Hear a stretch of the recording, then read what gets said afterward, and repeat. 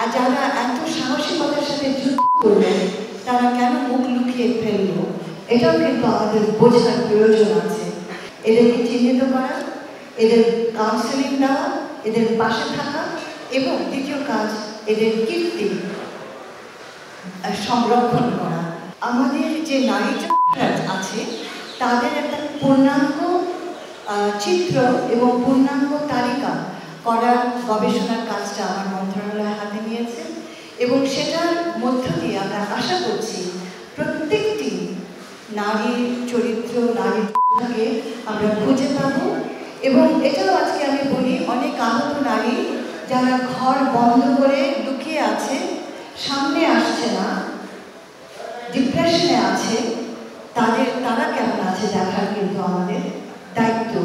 এবং সেই জায়গাটিতে যারা এত সাহসিকতার সাথে যুদ্ধ করলেন তারা কেন মুখ লুকিয়ে ফেলল, এটাও কিন্তু আমাদের বোঝার প্রয়োজন আছে।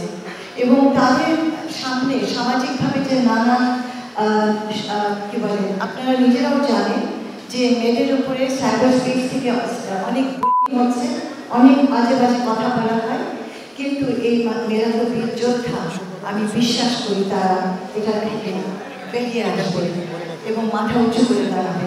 আমার মন্ত্রণালয় থেকে দুটো কাজ, এদেরকে চিহ্নিত করা, এদের কাউন্সেলিং দেওয়া, এদের পাশে থাকা এবং দ্বিতীয় কাজ এদের কীর্তি সংরক্ষণ করা। আজকে এই দিবসের জায়গা থেকে আমরা এই উদ্যোগগুলো নিয়েছি এবং আপনাদের সকলকে আমন্ত্রণ জানাচ্ছি। আপনারা সময় পেতে অবশ্যই আমাদের সাথে সম্পৃক্ত হবেন। ধন্যবাদ।